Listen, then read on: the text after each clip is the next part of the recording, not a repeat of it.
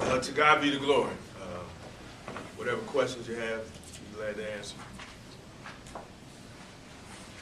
We just start us out with a look at Miami. Mavunga is the guy who gets everybody's attention, but I have to assume it's not. Beating Miami isn't just a matter of stopping him, is it? No, it starts. I think it starts with him. I mean, he's a guy that affects the game in so many ways. He not only is a force himself, on the offensive end, and but he helps open things up for the other players. He makes the guys around him better, and he's a competitor. But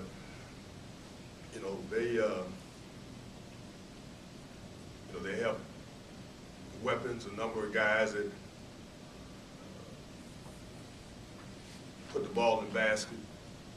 They got two of the best shooters in the MAC and three-point shooters, John Harris and Brian Sullivan. And the big guys, Drew McGree,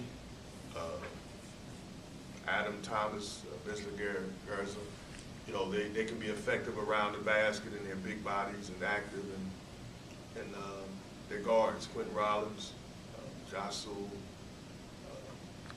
Will Sullivan. I mean, they have guys, they play well together, and they know how to play around and through Mavunga.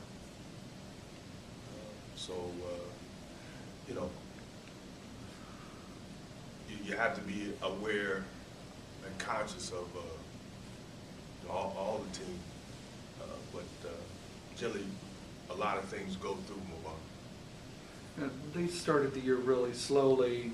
They've been playing better, I think, like 4-3, something like that, the last 7 games.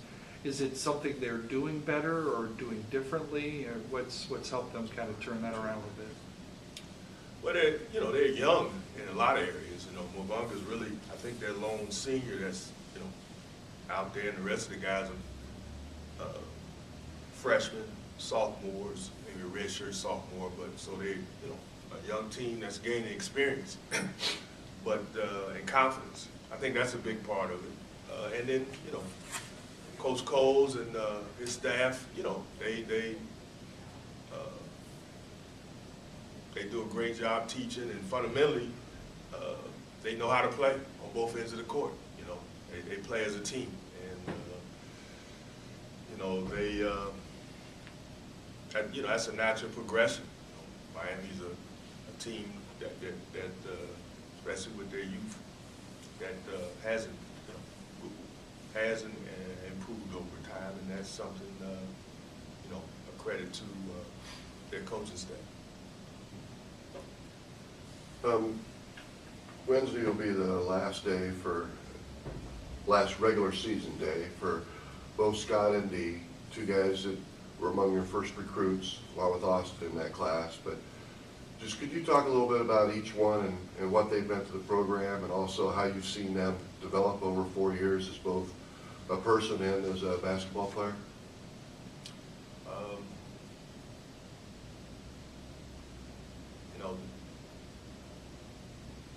That's one of the blessings of coaching for me, is to see the growth of players. When they come here, they're 17, 18, 19-year-old young men, really starting over again in new environment, academically, athletically, socially, culturally, and to see them grow, it's really been a joy and a privilege to see these 2 young men grow and to be a part of that.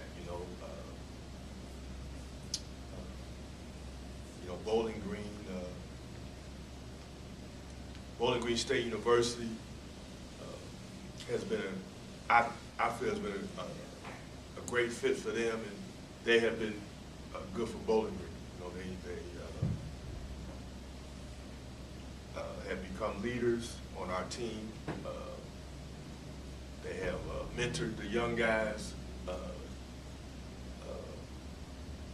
They have grown as students. They'll both graduate, done well in school. They've progressed as players. They both have gotten improved every year, and both end up 1,000-point scorers. And we've been blessed to be able to, be a part of some good teams and good wins. So I'm a fan of theirs. I really am, and that's part of to see the growth and really the accomplishments and the journey of these young guys like Dee and Scott. That's really truly one of the pleasures of coaching college basketball. Can you talk about this week and just maybe how the mood is maybe a little different for just everybody across the MAC? I mean, it's sort of go time more than ever. Or is it just another week? I can't speak for everybody else.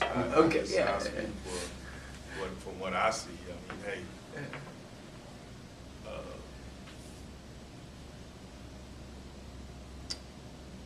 every game is big. What you know now is that you don't have any regular season games left. So if there is a sense of urgency, a time to do something, now is the time. But every game is big, 1 through 16, and the next game is the biggest game of the year, and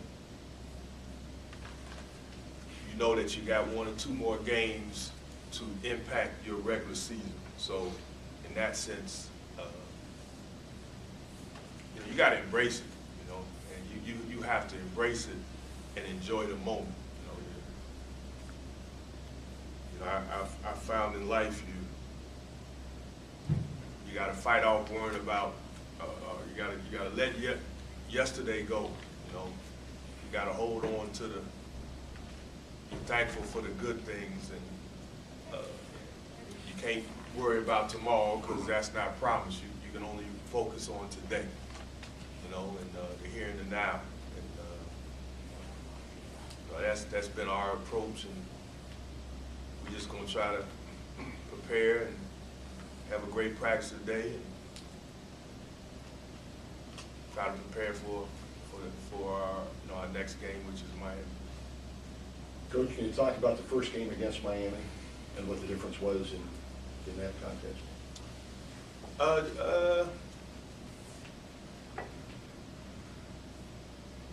Just watched the film again today. I think, I think defensively we played both man and zone, and at times both were effective. I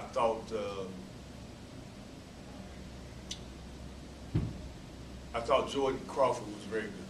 That he played very well on the offensive end. I think he scored 20-some points and really kind of controlled our offense well. But I thought we had some really good offensive possessions, especially in the second half, and I thought we made some adjustments. And Scott Thomas was all across the board. He had 8 steals a game, 11 points, 11 rebounds. I thought he impacted the game in every area.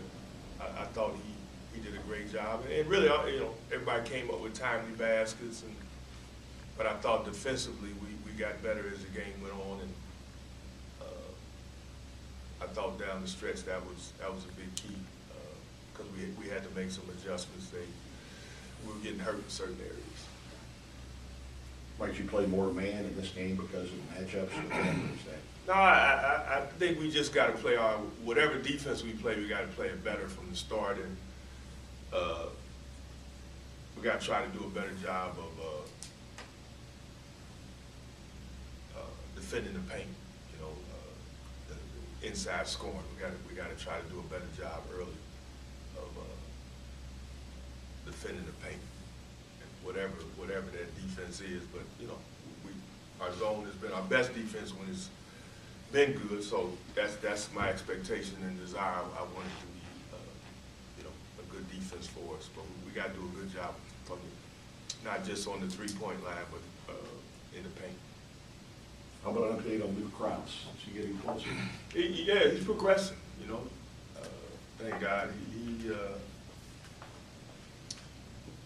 he is out of his boot, which you probably saw last game, and you know, he can, walk, get treatment, to kind of spread out, which is good. You know, he's not able to run or jump or anything like that yet. It's a it's a progress. I mean, it's a process. I'm sorry, it's a process. But he's getting better. And Chad Young, our trainer, he does a great job of getting the treatment in and trying to expedite the healing. And you know, Luke's been very attentive. You know, he's progressing. You know, he's progressing nicely. So, you know, you just got to let the healing process continue. That's all. Is there a chance it'll be? Oh, it's a chance. Yeah. It's a chance. You know, but only God knows, and we'll see.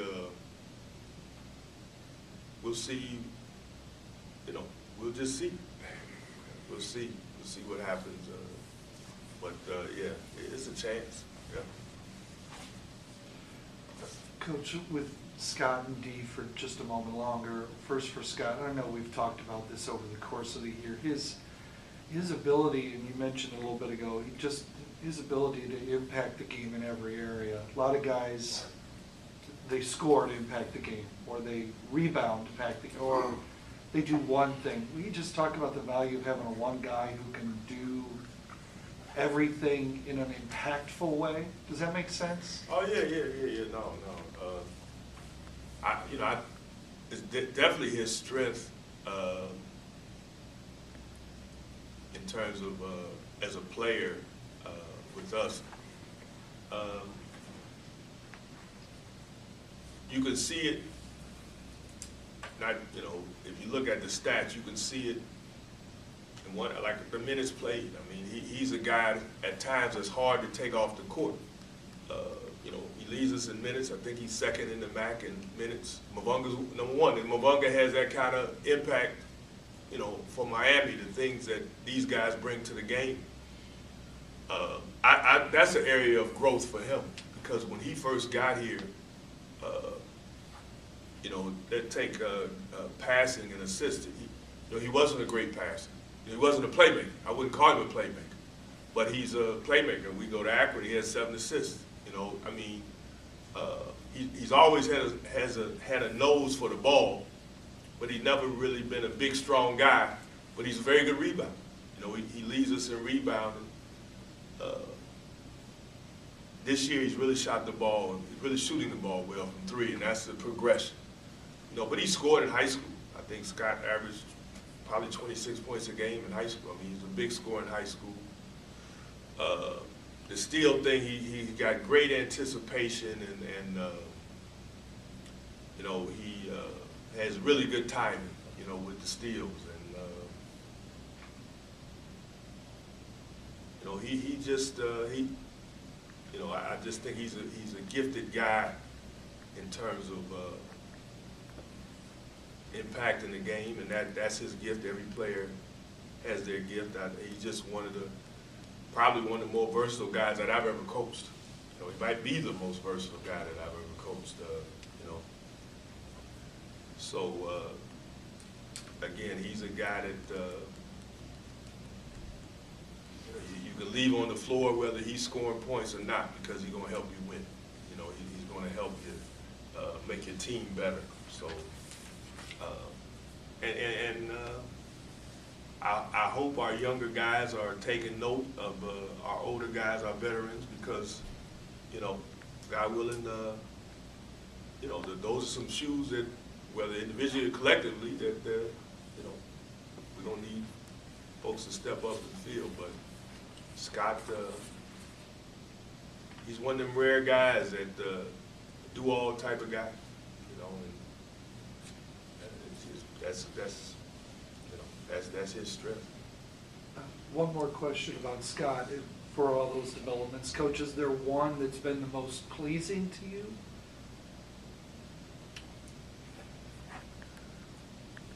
Well, you know what? I can't say it's one. I think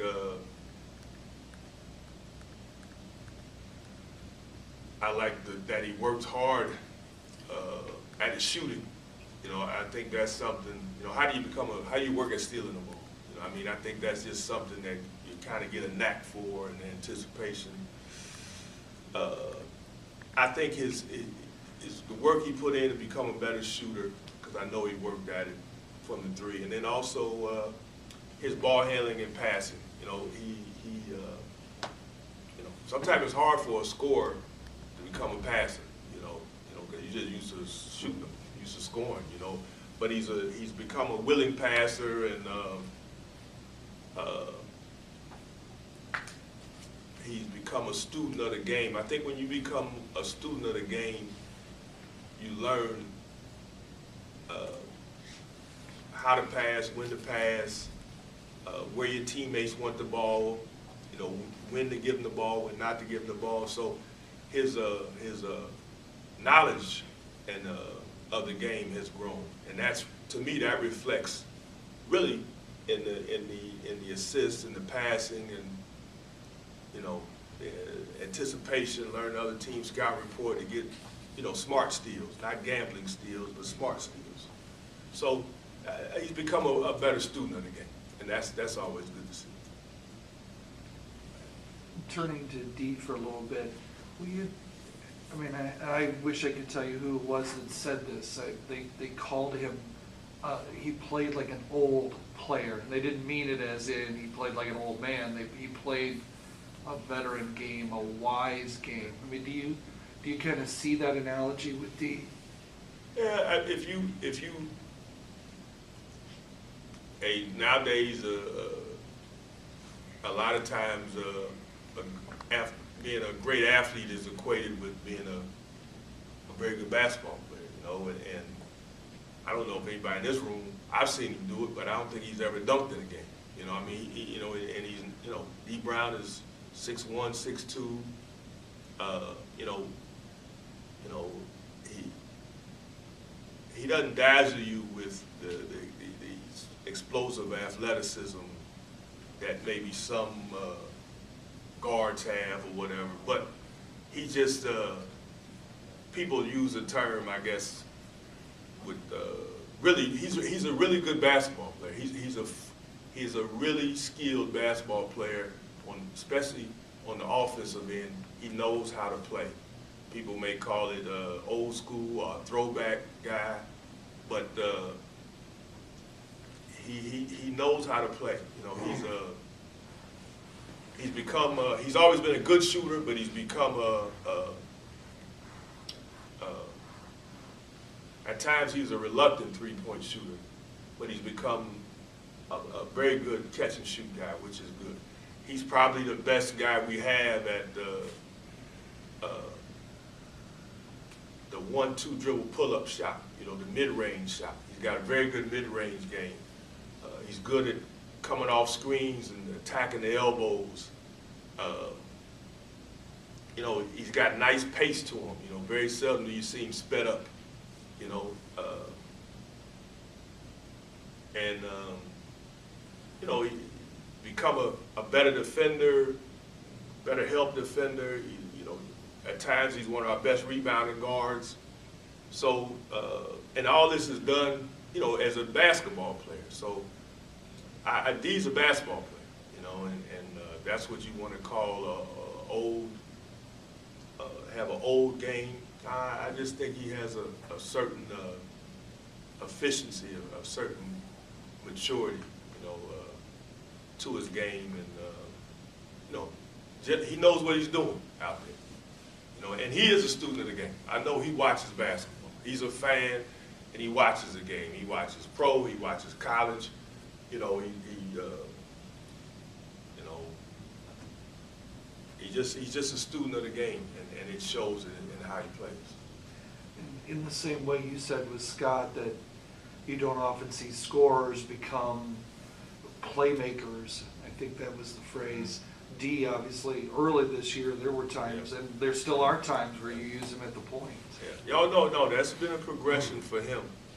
But you know what? He embraces that. You know, and he embraces that because, for one, he wants the ball in his hands, you know, and he's not afraid to make a play. I think that's a part of his game that has grown, you know, his ability to make plays for others.